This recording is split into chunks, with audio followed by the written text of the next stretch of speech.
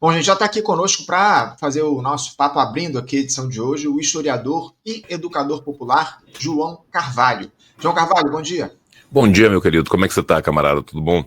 Tudo tranquilo, camarada. Quero agradecer muito, meu caro, a tua presença aqui com a gente mais uma vez no nosso programa para a gente fazer esse nosso diálogo a respeito da dinâmica da política nacional, um cenário cada vez mais complexo para o governo do presidente Lula, que vem enfrentando uma série de problemas aí no início desse terceiro ano de mandato. Estamos chegando quase que na metade aí desse terceiro ano de mandato do presidente Lula, uma gestão aí repleta de contradições. Vemos aí essa situação envolvendo também, na verdade, o escândalo do Uhum. INSS, que deve produzir uma série de reflexos no que diz respeito à popularidade de uma gestão que já vinha sofrendo aí com a perda de confiança dos brasileiros nesse início do ano, diante das medidas de caráter neoliberal adotadas por esse governo, medidas lideradas aí pelo ministro da Fazenda, o Fernando Haddad, esse diálogo muito próximo que o Fernando Haddad quer manter com os Estados Unidos, que já foi anunciado, verbalizado, inclusive,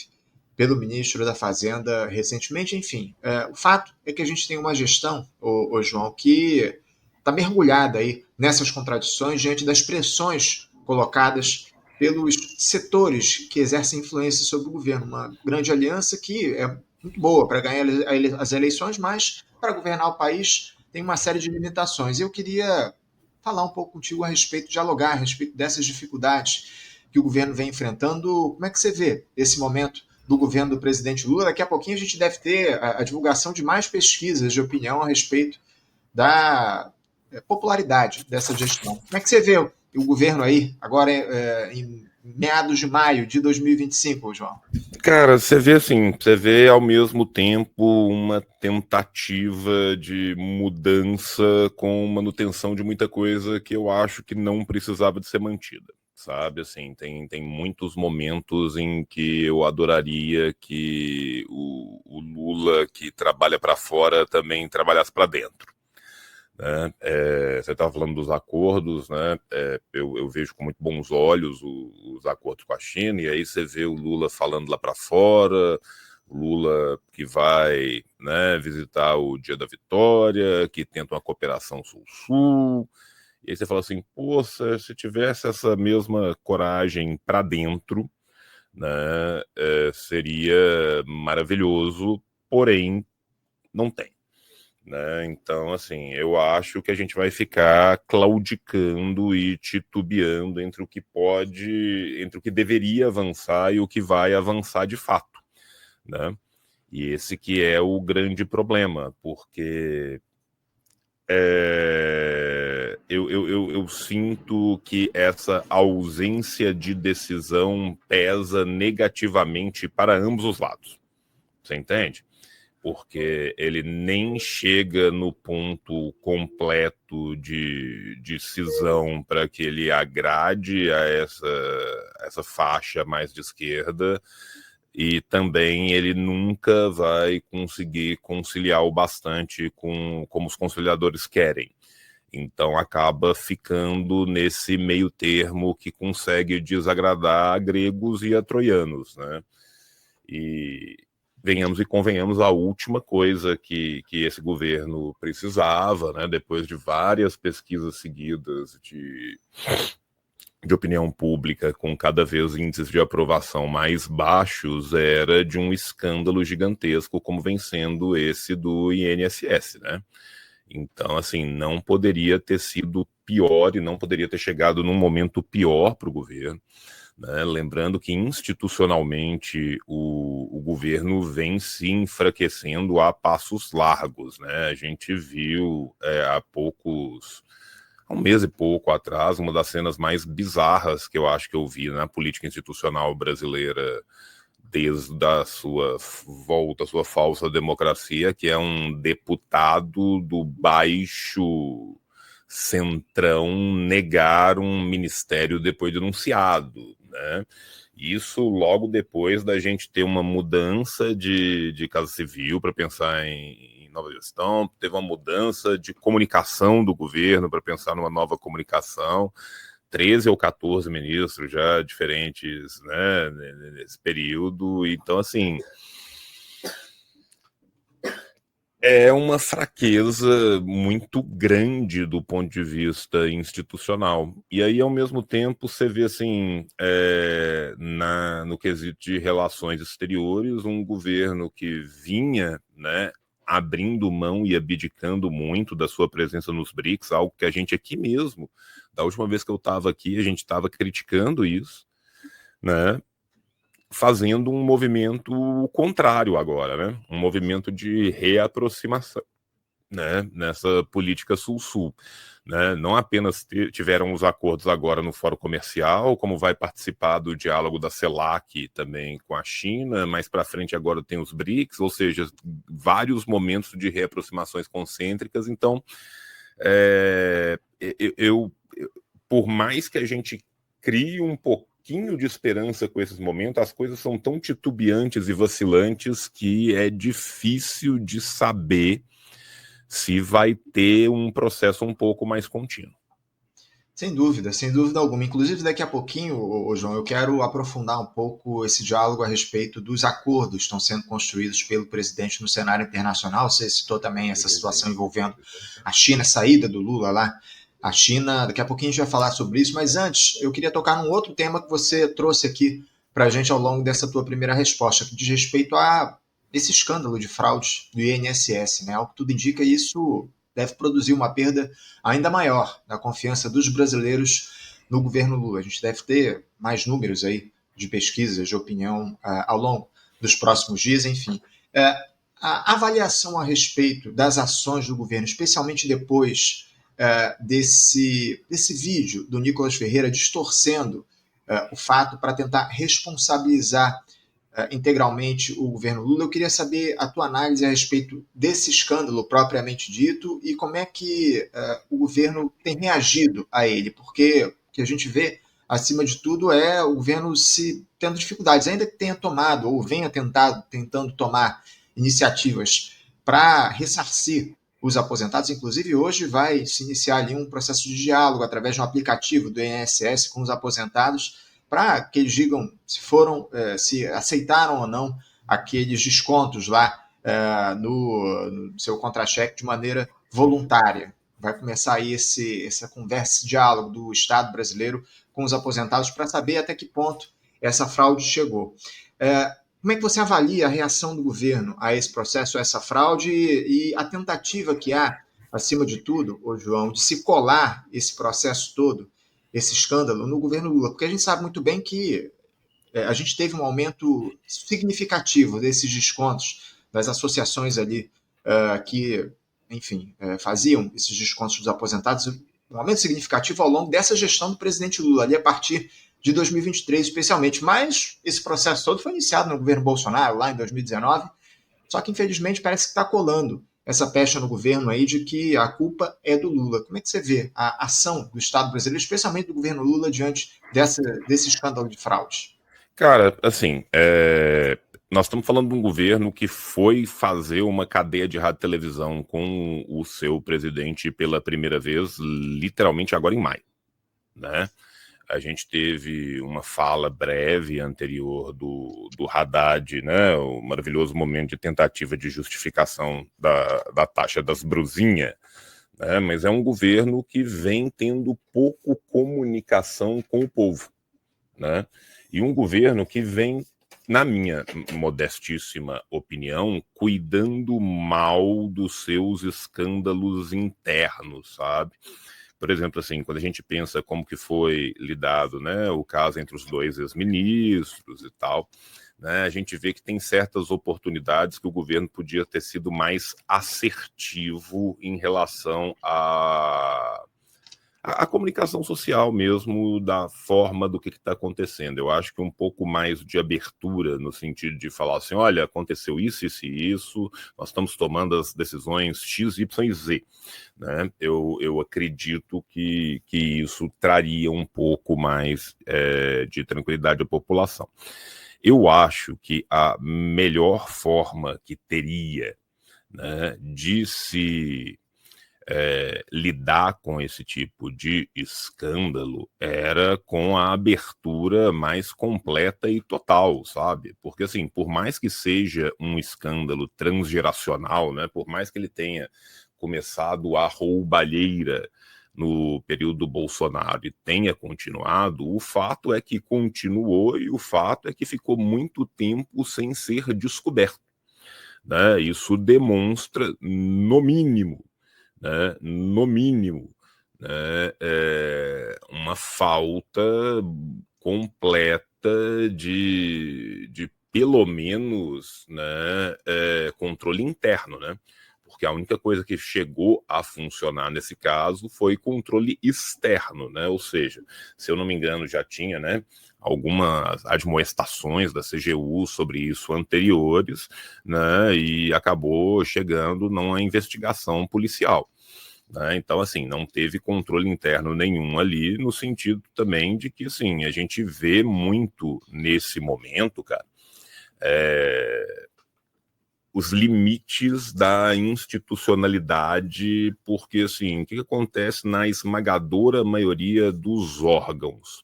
Né? Você tem uma base que é técnica, composta de servidores do Estado que estão ali há milênios trabalhando com aquilo, e uma cúpula que é política. Né? Essa cúpula política, ela muda ao Deus dará, ao sabor dos ventos, e muitas vezes quando a gente vê esse tipo de coisa acontecendo, a gente vê esse tipo de coisa acontecendo a partir, né, do fato dessa cúpula que é política não ter a menor ideia de como que essa porra funciona, sabe?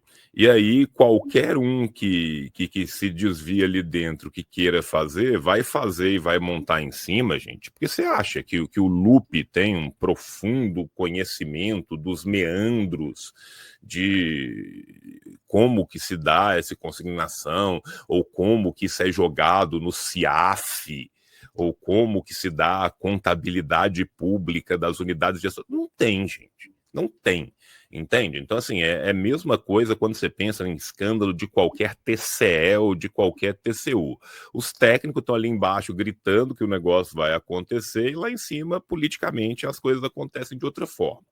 Né? Então, assim, o mínimo que o governo tinha que ser era muito claro de um meia-culpa, sabe? Em vez de falar assim, é culpa de fulano, não é culpa de ninguém, foi Deus papai, basta rezar a escarpinha, né? Tinha que virar e falar assim, não, se a culpa não é toda nossa, nós assumiremos não apenas a culpa, como as ações para mitigar essa culpa, vamos correr atrás, a gente não sabe. Eu acho que falta, às vezes, esse tipo de comunicação no governo. Agora, esse tipo de comunicação parte do pressuposto que se erre, né? Para você fazer esse tipo de comunicação, você tem que partir do pressuposto que você é capaz de errar. Uhum. Né? E é uma coisa que a gente não vê o governo fazendo. Você entende? Tipo assim, é um governo que faz pacto e mais pacto com o Centrão, mantém um neoliberalismo visceral, e aí, na hora que chega uma pesquisa que fala que está com um problema de aprovação, né, ele vira e fala assim, o problema é a comunicação. Não, não é, meu filho. Sabe? Então, assim, para que você consiga fazer algum tipo de comunicação mais positiva, você tem que partir do pressuposto que você errou, né? Então, é algo que eu não vi, né, o governo fazer ainda, né? Eu tenho conversado aqui com uma série de analistas, João, e muita gente insiste nessa tese de que o problema, acima de tudo, é de comunicação, que o governo não consegue fazer esse diálogo das suas conquistas para o povo brasileiro, enfim. Vai muito além disso. A grande verdade é essa. Agora, João, o que me chama a atenção, eu até tenho ressaltado isso aqui ao longo dos últimos tempos, é que essa situação envolvendo o INSS, essas fraudes, não estão ligadas diretamente ao Centrão, muito pelo contrário. Né? A gente esperava Não. que o Centrão fosse o carro-chefe aí desses processos de escândalos dentro do governo, mas o que a gente vê são figuras ligadas ao PDT, a ala, entre aspas, à esquerda desse governo. Sim, mas assim, nesse caso, eu acho que é muito mais. Eu vou, inclusive, citar aqui o Hinaldo Martins, nosso comentarista, imprudência, imperícia e negligência, do que dolo, entende? Eu particularmente, né, vejo o caso do INSS como um show do que é a política institucional dentro de uma democracia burguesa, né, porque ela demonstra perfeitamente os limites daquilo que eu estava conversando com você, né, que é exatamente a ausência técnica, né, assim, eu acredito que tem certas coisas, cara, que se a pessoa não tem o mínimo de conhecimento, fica muito difícil dela lidar, mesmo que ela tente angariar qualquer deste conhecimento na hora, sabe? Então, assim, por exemplo, quando a gente tinha à frente da Petrobras um homem que tinha uma noção do que era a Petrobras, é muito diferente de eu colocar um cara qualquer que é político à frente de um órgão como a Petrobras, né? O Lupe, por mais que ele entenda de relações de trabalho, ele não entende necessariamente de seguridade social, né? E aí tem um outro problema também, né? Que assim, muitas vezes as recomendações da CGU são coisa para inglês ver, sabe? Chega o relatório da CGU, o órgão político lá em cima fala assim: o que pegou mal aí? Tal coisa. Fala que nós estamos fazendo uma coisa qualquer e nem olha, entende? Uhum. Tanto que a CGU ter falado e não ter falado passou em brancas nuvens, né? Na hora que a polícia bate na porta, os caras falam: eita caralho, tem alguma coisa de verdade, entende? Então, assim, para mim, isso é muito mais demonstrativo dos limites dessa institucionalidade do que propriamente do fato de o que foi pego não ter sido do Centrão, entende? Uhum. Porque eu acho que se passasse um pente fino em tudo quanto é lugar, pegava do Centrão também,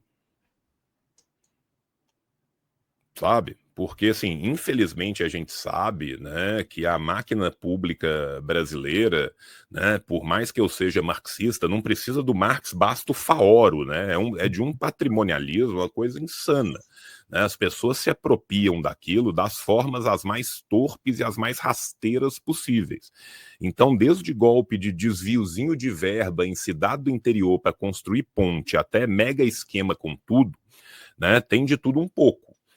Então, assim, a real é que a gente sabe, assim, muito bem que se passar um pente fino em tudo, não sobra. É o famoso se gritar pega ladrão, né? Assim, então, eu não acho que seja necessariamente o fato de ter sido o partido X ou Y, mas muito mais o fato da incompetência brutal de gestores políticos para certas questões que precisam de um mínimo de conhecimento técnico.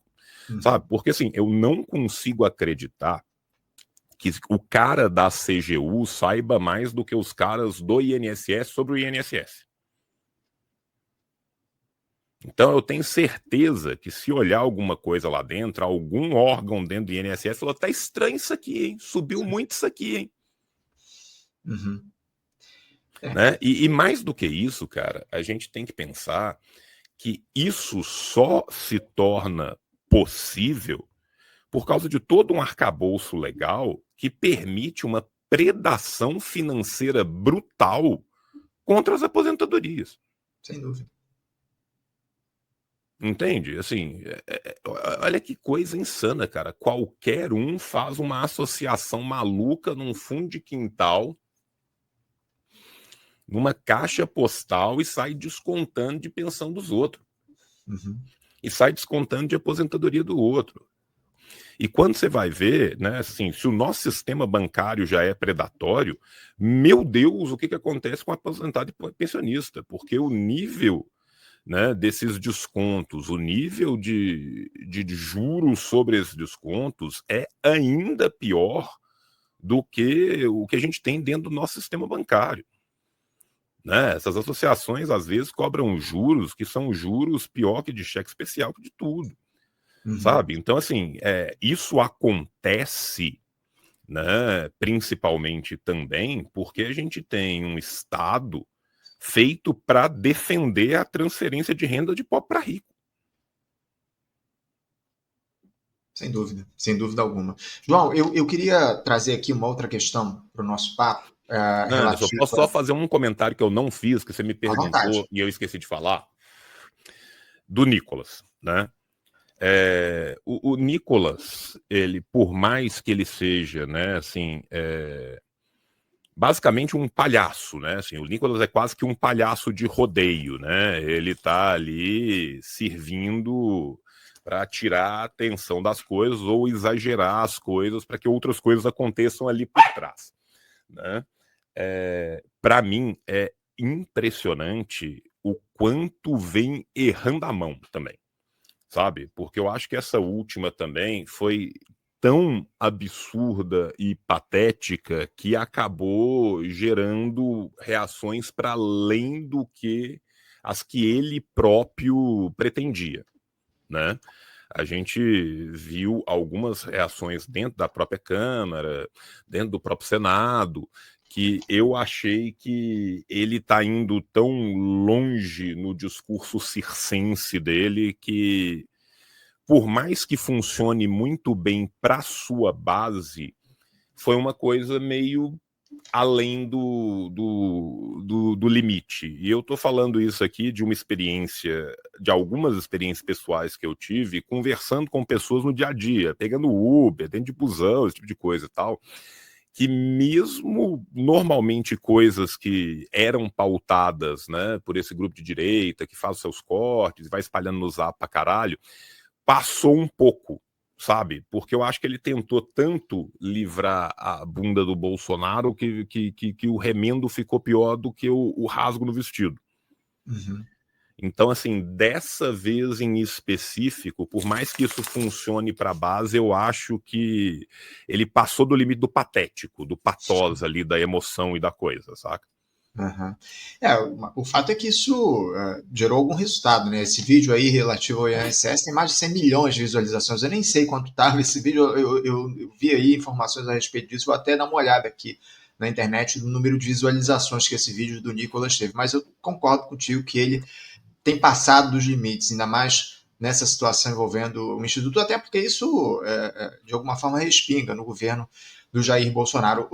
João, mudando um pouquinho de assunto, queria tratar dessa questão envolvendo os acordos aí foram anunciados ontem pelo presidente Lula lá na China, acordos para investimentos no Brasil de empresas chinesas dos mais diversos setores, de delivery, carros elétricos, energia limpa, mineração, bebidas e sorvetes, enfim, uma série de setores aí vão ser beneficiados pelos investimentos de empresas chinesas que estão vindo aqui para o nosso país. Esses aportes podem alcançar, João, pelo que foi dito lá pelo Palácio Planalto, 27 bilhões de reais. O anúncio foi feito nessa viagem que o presidente está fazendo pelo país asiático. Antes ele passou pela Rússia, lá naquelas celebrações dos 80 anos, o Dia da Vitória. Na semana passada teve também com o Vladimir Putin, enfim. João, não sei se você teve lá muito tempo para analisar esses acordos que foram anunciados ontem pelo Lula lá na China. Mas o que é que a gente pode dizer sobre esses, numa visão inicial, assim, numa primeira olhada, o que é que a gente pode dizer sobre esses investimentos das empresas chinesas no Brasil? Parece que tem de tudo ali nesse hall, né? Cara, é aquela coisa, né? Essa primeira leva de acordos foi do Fórum Empresarial, né? Do Fórum Empresarial Brasil-China, com a Apex fazendo essa ajuda no aporte. Então, assim, eram 700 empresários de 12 mil ramos diferentes, né? A gente vê vários acordos, muitos deles, inclusive, voltados para o terceiro setor, para o setor de serviço, mas, assim, o que eu espero é que principalmente esses acordos avancem mais na área de infraestrutura, o que eu acho que vai começar a acontecer nesses próximos 2 meses, né? Para além desse fórum empresarial, vai ter agora um fórum bilateral da CELAC, né, da Comunidade dos Países da América Latina e do Caribe com a China, né, e depois vai ter uma outra reunião dos BRICS. O que eu mais gostei das coisas como um todo foi, primeiro, né, uma fala um pouco mais dura. Assim, cara, é um negócio que eu venho falando há milênios, né? Meu sonho de consumo é que o Lula come to Brazil, né? Porque, assim, eu gosto muito deste Lula que às vezes aparece lá fora. Meu problema é mais o Lula que está sempre aqui dentro, né? Porque ao mesmo tempo que esse Lula que aparece lá fora tem uma fala mais dura, né, contra as taxações do Trump, se aproxima um pouco mais, né, dos BRICS, ao mesmo tempo também esse é o mesmo Lula que vira lá fora e solta uma bobagem do tipo, eu aprendi com Thatcher e com Reagan, né? Então, assim, tem dia que de noite é foda, sabe?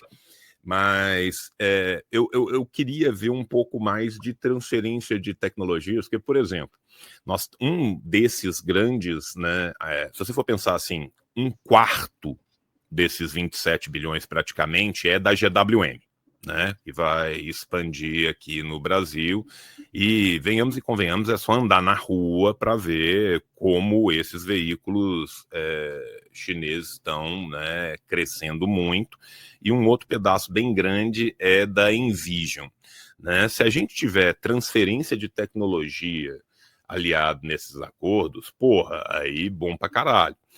Nesse caso em específico, como é um fórum empresarial, a tendência é que a gente não tenha, né? Por ser um fórum empresarial. O que eu acho? Eu acho que o governo tem que atrelar esses acordos nos fóruns que não são fóruns empresariais, agora na visita junto da CELAC, depois na visita junto dos BRICS, a essa transferência de tecnologia e a um aumento da infraestrutura, porque para mim foi um erro muito grande a gente não ter entrado direto na nova Rota da Seda, né? Você vê que aquilo que já foi anunciado já está construído. Se a gente pensar nas estradas, né, Caial, Porto, a estrada de trem para cruzar do Atlântico para o Pacífico, a parte de lá está pronta, né? Então, assim, o Brasil perdeu uma primeira janela de oportunidade por escolha, que foi, para mim, lastimável, e agora o cavalo está passando aí selado novamente, falando, oi, Brasil, sobe, vai ser legal, né? Então, assim, o que a gente precisa de verdade é que nesses próximos fóruns, que esses sim são fóruns entre as nações soberanas, não são fóruns do empresariado um com o outro, a gente tenha o atrelamento desses acordos e desses investimentos à transferência de tecnologia. Porque a China tem uma vontade gigantesca de usar esse dinheiro para isso, né? Uma vez que ela precisa de ter esses hubs multimodais globais, inclusive para poder, né, escoar a sua produção. Quanto mais num momento de guerra comercial com os Estados Unidos, que a gente sabe que o acordo que o Trump fez agora foi só para não sangrar demais internamente, porque o Walmart já tinha avisado, todo mundo já tinha avisado, a inflação vai ser galopante, vai ter desabastecimento, vai ter o caralho a quatro, né? Mas nada impede que daqui a 3 meses bata outro vento e se volte novamente a uma guerra comercial entre os dois, e aí a China novamente vai voltar seus olhos para esse escoamento de produção. Né? Para além disso, quando eu gosto de falar de órgão técnico, é por causa disso. Você pega a Apex, por exemplo. A Apex, você falou assim, o Brasil, né, tentar não se manter nessa ideia de um país agrário, exportador. Cara, você tem um estudo da Apex que não tem um ano, né? Eu acho que ele tem, tipo, 4, 5 meses, uma coisa assim. Ele é do começo do ano, do final do ano passado. A Apex fez um estudo das relações do Brasil com a China e ela achou 400 ramos diferentes aonde o Brasil poderia aumentar suas exportações para a China. Né? Então, assim, meu irmão, saca? Dava para a gente fazer algo bem mais completo, bem mais complexo e pensando em reindustrialização. Né? O país vem se desindustrializando nas últimas 4 décadas, né? 80, 90, 0 e 10, e agora também, sabe? E não é falta de oportunidade. Né? Você vê que se você tem um estudo do órgão técnico que acha 400 ramos diferentes, não é por falta de oportunidade para avançar. Né? Agora, isso vai depender muito desses próximos 2 meses e de como que vão ser construídos esses acordos.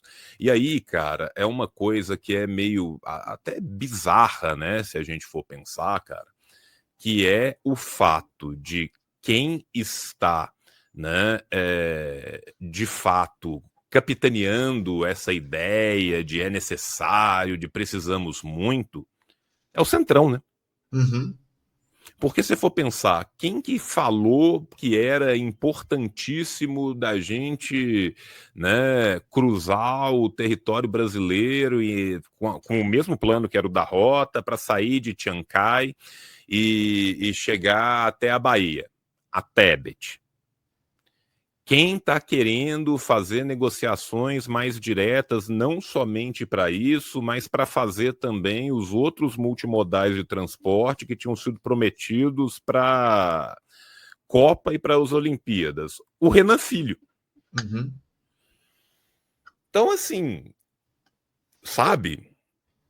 Né? Parece que a ala desenvolvimentista desse governo é a ala da direita, né, João? Uai, sim, né? Porque se for pensar, é o camarada Malkmin, né?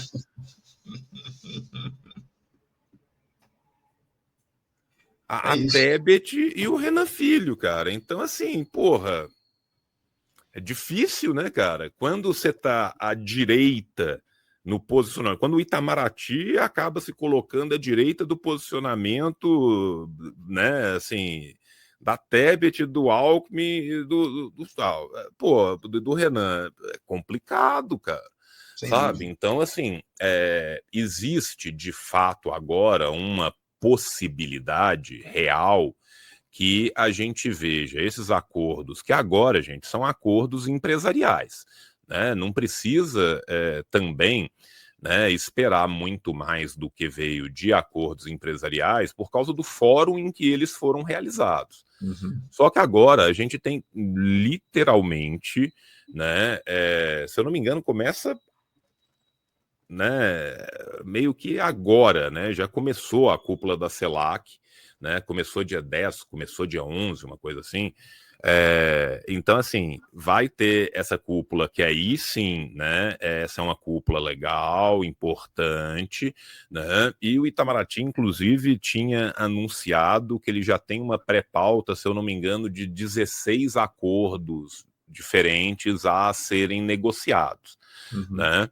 E isso vai ter investimento, transição energética, tal, e tem os próprios acordos do Brasil com a CELAC de segurança alimentar, né, de economia digital, que também são importantes. Então, assim, eu gostaria de ver não só a Apex e o Itamaraty mais avançados, mas eu gostaria de ver uma volta da ABC, a Agência Brasileira de Cooperação.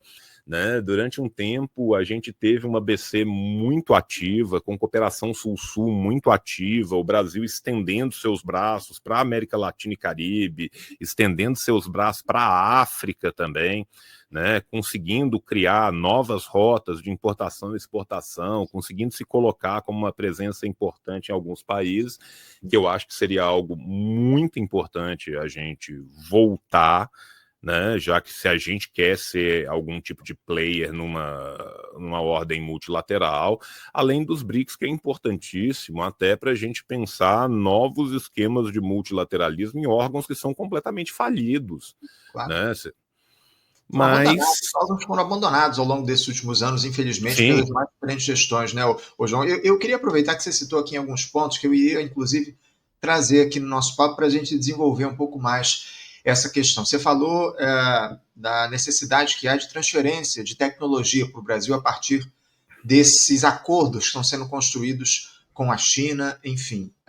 Não é isso muito que a gente tem visto ao longo dos últimos tempos aqui do país. Será que o governo Lula está preocupado com essa transferência de tecnologia para desenvolver a nossa indústria? Inclusive, daqui a pouquinho eu vou trazer alguns números relativos a essa desindustrialização que vem acontecendo no Brasil ao longo dos últimos tempos. Mas será que o governo Lula está, de fato, preocupado com essa necessidade premente que há de transferência de tecnologia para o país para que a gente possa desenvolver melhor a nossa... Cara, eu vou ser muito sincero. O governo Lula como um todo, não.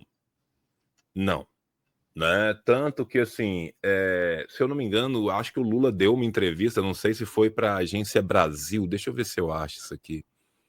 Eu acho que foi para a Agência Brasil, tá? Que ele falou que uma das pautas que ele queria discutir é o aumento da exportação de soja e venda de etanol. Então você vê a grande preocupação com reindustrialização que você tem aí, né? Quando a sua pauta principal é vender soja e vender etanol. Agora, o Alckmin, a Tebet e outros membros do governo, esses estão um pouco mais preocupados. Por exemplo, né, a gente teve, dentre esses acordos, né, dos 27 bilhões, né, acordos também para a questão de chips, né, de desenvolvimento de chip, e isso é uma coisa muito importante. E isso é uma coisa que traz inexoravelmente transferência de tecnologia, sabe? Então, assim, eu gostaria de ver mais acordos nesse sentido e menos acordos, né, nos colocando como o contrapunteio do tabaco igual era Cuba na década de 40, sabe? Mas, né, o que a gente vem vendo é muitas vezes isso acontecendo mais diretamente entre o empresariado, né, via, às vezes, o Ministério de Desenvolvimento ou tal, do que propriamente, né, via governamental. Né? Então, assim, eu, né, acredito que isso, como está mais na mão, né, do Ministério do Desenvolvimento, Indústria e Comércio, do que está como uma pauta central do governo, a tendência que a gente tem de ver é muito mais isso acontecer via parceria público-privada, com muitas aspas, né, que é aquele lindo pacto caracu, eu não preciso te contar quem entra com a cara, quem entra com o resto, né, do que propriamente como uma política governamental de Estado, que é o que deveria ser. Porque quando a gente vai pensar, né, nesse nacional desenvolvimentismo, nesse cepalinismo rebaixado, sabe? Não são os membros do PT do governo que estão capitaneando esse desenvolvimento, sabe? Sim. Então, assim, eu não acredito que, uma vez que isso está sendo capitaneado por setores que foram uma vida inteira política tradicionalmente ligados à direita, que a preocupação vai ser uma preocupação estruturante para o país, porque não vai, né? A chance que tem disso acontecer é exatamente a profunda ironia de, neste momento em específico, por exemplo, o Renan está ali em transportes, a Tebet está ali, o Alckmin está ali dentro do governo, e eles pensarem isso como política dos seus ministérios, até para aumentar o seu cacife eleitoral a posteriori. Claro. A gente sabe muito bem que a Tebet, por exemplo, é uma mulher que tem planos de chegar à presidência, isso é muito claro. Né? Então, assim, eu espero que pelo menos o momento internacional que levou a um certo descolamento dos Estados Unidos, que a gente via o governo Lula 3, mesmo, obviamente, né, não tendo a mesma proximidade, né, que o governo Bolsonaro, que era, né, completamente lacaio. Ainda assim, a gente viu uma grande aproximação com os Estados Unidos, e agora a gente teve, né, um pouco de descolamento. Né? Então, vamos ver o que vai fazer. Né? A Envision também, né, que é uma das empresas que vai investir aqui, ela está querendo fazer amônia verde, outras tecnologias de produção química de fertilizantes de baixo impacto, que parece que junto do acordo vai ter também um centro técnico de desenvolvimento. Né? Então, assim, tem partes que vêm com alguma transferência de tecnologia. Agora, algo mais massivo, né? Algo que venha de um acordo bilateral de ciência e tecnologia, isso, se for anunciado, e a gente espera que seja anunciado, deverá ser anunciado nesses fóruns multilaterais, e aí eu espero que sim, e eu espero que sejam institucionais, entende? Assim, de pensar mesmo, de trazer pesquisadores deles para cá, de trazer pesquisadores nossos para lá, sabe? E não somente assim, a empresa vai abrir um centro que ela vai contratar 30 caras para fazer para a empresa. Sim. Né? Uhum. O João, a gente até entende que o Alckmin esteja, de alguma forma, comprometido com esse processo de reindustrialização, não só pelo fato dele comandar o ministério, mas pela ligação que ele tem com a turma da Fiesp, enfim, a gente sabe muito bem que o ex-governador de São Paulo está muito próximo desse pessoal. Agora, eu queria tratar contigo sobre esse programa Nova Indústria Brasil, que foi lançado recentemente, no ano passado, na verdade, pelo governo Lula, e ao meu ver, não tenho visto lá muitos resultados no sentido de ampliar o parque industrial, oferecer empregos de qualidade para os trabalhadores, enfim. O professor Carlos Eduardo Martins esteve com a gente aqui na última semana e trouxe dados alarmantes a respeito dessa situação envolvendo a indústria. Né? Ele afirmou que o Brasil é o maior caso de desindustrialização do mundo, porque lá no final da década de 1980, a nossa indústria equivalia a cerca de 30% do produto interno bruto, do PIB. Hoje ela equivale a 10% do PIB. Isso faz parte do projeto, do modelo de país que está sendo desenvolvido por aqui, João? Como é que você vê essa perda de espaço da indústria, um setor fundamental para um país que quer se desenvolver de fato? Não, o que acontece é o seguinte, né? A gente tem que entender que, sob a égide do neoliberalismo, as burguesias nacionais, elas vão cada vez mais se tornando burguesias improdutivas e rentiers, né? Burguesias intermediadoras, do que elas eram antes. Por quê? Porque elas descobrem que é muito mais lucrativo, no sentido de não apenas ser mais lucrativo, como ser muito mais seguro, barato e sem riscos, né, você virar rentista. Né? Então, o que a gente vem vendo tradicionalmente é boa parte dessas burguesias nacionais aderindo ao rentismo mais barato. Por quê? Porque é mais lucrativo, porque é mais fácil. Né? Se a gente for pensar, mesmo, por exemplo, né, quando teve o escândalo da JBL, né, da JBS, desculpa, eu falei JBL, JBL é do áudio. Quando teve o escândalo da JBS, a JBS na época não era a primeira, era a segunda maior indústria de venda de carne do mundo, só que a maior parte do lucro dela tinha vindo de especulação financeira. Então, mesmo em alguns locais que ainda se tem algum tipo de produtividade, pese-se qual tipo de produtividade é essa, né, você vê que a concentração é muito mais no rentismo do que na produtividade em si. Né? Então, assim, a real é que há uma construção de países, principalmente dos países, né, do chamado sul global, daquele que era o terceiro mundo e daquele que era o segundo mundo, né, de transformar esses países sob a égide do capitalismo que se sagra vencedor ali na década de 90, cara, que basicamente é tirar desses países qualquer capacidade de fazer uma transição nacionalista mínima tirar a soberania desses países por meio das vendas massivas, né, dos seus assets ali dentro. Então, assim, vamos pensar o que foram as campanhas do Fernando Henrique Cardoso para vender o Brasil inteiro a preço de banana, né? Hoje em dia, a gente se torna um país que não tem soberania de fato. A gente não tem soberania sobre grid elétrico, a gente não tem soberania sobre a nossa cadeia de hidrocarbonetos, a gente não tem soberania sobre as nossas telecomunicações. Então, assim, um país que não tem soberania sobre isso é soberano, entende? A soberania fica muito mais na letra fria do direito internacional do que propriamente na prática.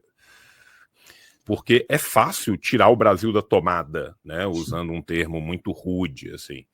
Então, assim, esse foi um projeto de país levado a cabo pela burguesia que decidiu ser uma burguesia compradora, ser uma burguesia rentier, ser uma burguesia de rentistas, né? O programa em si, o Nova Indústria Brasil, né, ele tem esse plano de trazer 300 bilhões de reais em investimento de 2024 até 2026. Até agora, né, ele está longe ainda, né, dessa meta dos 300 bilhões. Se eu não me engano, quando foi anunciado, eram exatamente 300 bilhões. Né? Eu lembro que o número era bem por esse.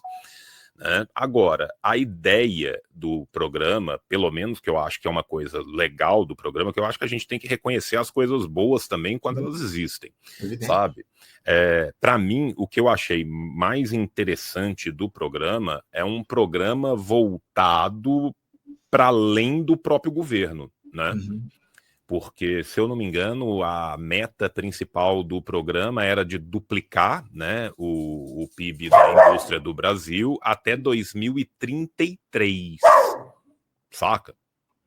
Então, assim, eu fico muito feliz quando eu vejo um plano que ele não é simplesmente algo para colocar uma linda faixa vermelha, pegar um bebê no colo, tirar uma foto cortando essa faixa vermelha com a tesoura gigante. Uhum. Né? Você falou que a gente está ali por volta de 10, se eu não me engano, os números atuais são 11, né? 11, pouco por cento do PIB são. Né? Ou seja, se você for pensar o que era ali atrás, ainda é muito pouco, mas se duplicar, porra, já seria bom para um caralho. Sim. Qual que às vezes é o meu problema com esse tipo de programa? É que muitas vezes esse tipo de programa ele é muito mais baseado em PPP e compra governamental do que propriamente em controle estatal de certas partes da economia que eu acho que são muito fulcrais, são muito importantes para a soberania nacional. Uhum. Né? Então, como é um programa que é desenhado por alguém que teve a serviço da burguesia a sua vida inteira, né, ele parte do pressuposto de continuar esse serviço. Né? Então, assim, eu gostaria que na parte de instrumentos de apoio, para além de linha de crédito, para além de incentivo fiscal e subsídio, tivesse investimento massivo governamental em estruturas que fossem, em última instância, empresas públicas controladas, majoritariamente pelo governo. Por mim, devia ser estatal, sabe? Do que simplesmente meter compra governamental e parceria público-privada. Até porque, quando você vai pensar nesse tipo de PPP, quando você vai pensar em compra governamental, o que é produto, entre aspas, nacional aqui? Sabe? Muitas vezes esse produto nacional que está sendo investido, de nacional ele tem muito pouco, de nacional ele tem o nome e o laranja que está ali para falar que é nacional. Sabe? Então, assim, sendo muito sincero, a gente precisava de empresas públicas e indústrias estatais para corresponder a isso, para capitanear esse novo desenvolvimento. Um programa também desse, ele tem que ser massivo em investimentos em tecnologias de uso dual, sabe? Então, assim, eu espero de coração que a gente veja nessa aproximação com a China, com a Rússia, que são países que substituíram suas cadeias de importação, né? Um aprendizado também no sentido de substituir as suas cadeias de importação, né? Uhum. Sabe? Por exemplo, assim, o grid telecomunicacional brasileiro, a gente tem capacidade de construção de satélite para que a gente tivesse um grid telecomunicacional e puramente brasileiro. Um programa de reindustrialização brasileiro deveria partir como pauta que a nossa cadeia de hidrocarbonetos, que a Petrobras voltasse a ser do poço ao posto. Uhum. Né? Então, assim, não sei até que ponto isso vai acontecer. Não acho que acontecerá neste sentido tão avançado. Mas, né, é o que a gente gostaria que acontecesse. Né? Por exemplo, se for pensar que um país como a Bolívia, né, conseguiu um acordo de desenvolvimento de 5G nacional, que os cientistas bolivianos estão lá, porra, a gente consegue também, saca? A gente consegue também. Né? O Brasil tem capacidade de ter uma indústria de semicondutores mais avançada. Sem Né? dúvida. É a principal potência do continente, né, João? É inacreditável que a gente esteja nesse ponto diante dos avanços que a gente observa em outros países aqui na América do Sul. João, para a gente fechar aqui o nosso papo, estou de olho no relógio, eu tenho uma pergunta aqui interessante de um espectador nosso, Túlio Fonseca. Ele te pergunta aqui o seguinte: João, eu já ouvi marxistas defendendo que antes da Revolução Brasileira é preciso industrializar o país. Como você vê essa questão? Pergunta do Túlio Fonseca para você, João. Cara, durante muito tempo, né, foi uma discussão clássica do marxismo, essa ideia de que a transição precisaria necessariamente e inexoravelmente, né, de primeiro, quase que entre aspas, essa revolução burguesa nacional, aonde você tem essa industrialização primeiro, para num segundo passo ter isso. Esse etapismo já foi vencido há muito tempo, teoricamente. Né? Se a gente for pensar o que foram os próprios exemplos práticos da materialidade, se a gente for pensar na Revolução Russa, 17, lá atrás, tá? Lá atrás. O que o Lenin falava? A revolução é a revolução e a eletrificação da Rússia, ou seja, o próprio exemplo mais clássico de todos já venceu esse etapismo. Né? Então, assim, eu sinceramente sou muito contra essa ideia de etapismo, até porque eu, como maoísta, né, eu penso numa revolução de nova democracia.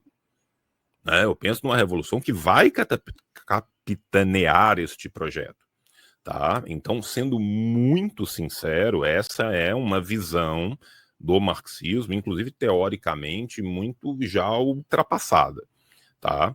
Eu acho que a gente é muito, muito, muito capaz de conseguir isso, quanto mais se a gente tivesse esse controle estatal.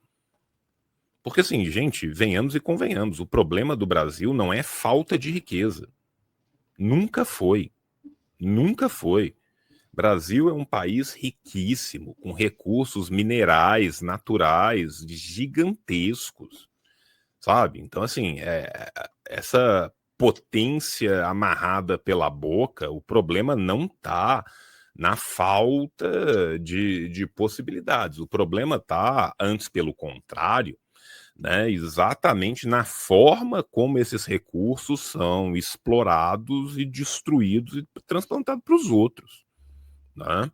O que eu acho que a gente precisava de verdade era, ao fazer esse tipo de investimento, que esse investimento fosse estatal, porque ele, sendo estatal e público, ele é de todos os brasileiros, ele não pode ser privado. O problema é exatamente esse privatismo, o problema é exatamente esse patrimonialismo sobre o Estado, que o povo se apropria de tudo que é do público e leva para o privado do jeito que quer. Né? Então, sendo muito sincero, acredito que a gente é completamente capaz e não vejo isso como uma necessidade inexorável, antes pelo contrário, eu sou muito contra essa ideia desse etapismo, tá? Uhum. Agora, para a gente conseguir fazer isso, né, a gente precisa de uma visão macroeconômica completamente diferente do que é a visão macroeconômica atual, né?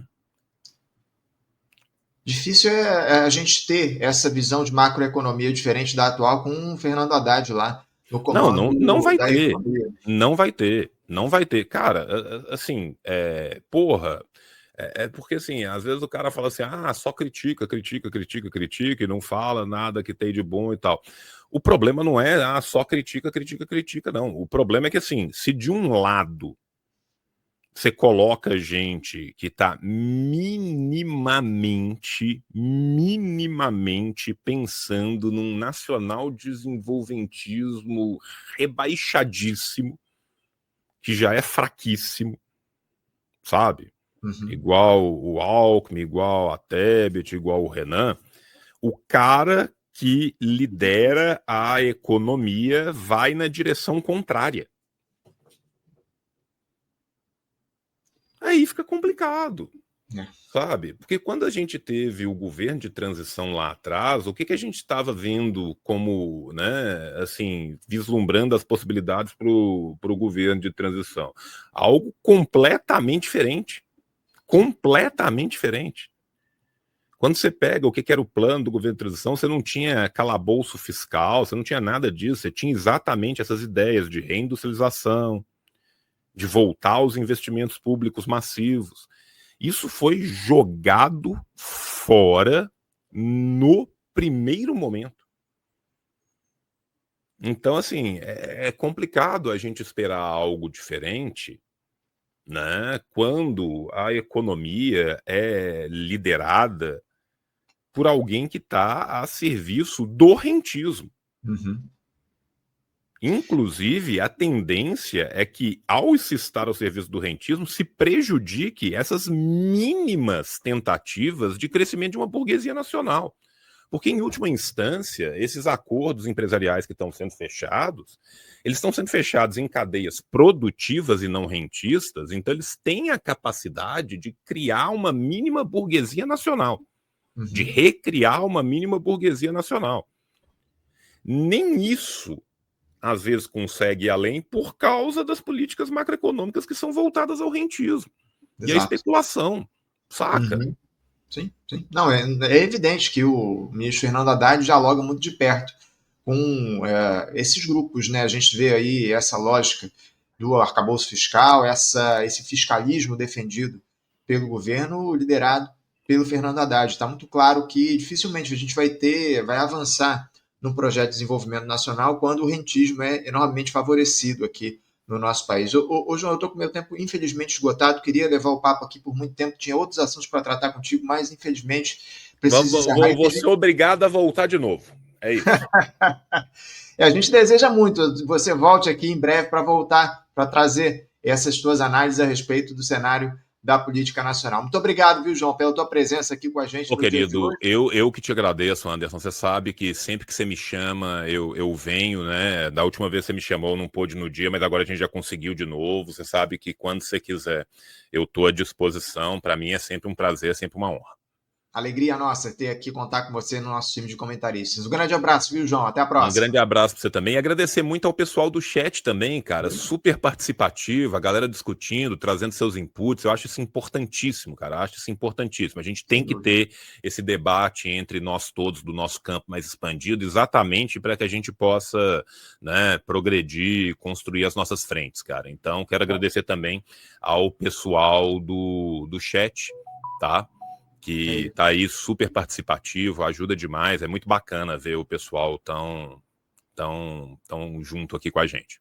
É isso, muitas mensagens chegando aqui. Tem gente até sugerindo um debate aqui, você com o Nildo Ourix. Vamos ver se a gente consegue trazer isso em breve aqui no programa. Obrigado, viu, João? Grande abraço. Obrigado eu, gente. Até Até a mais. Tchau, próxima. tchau.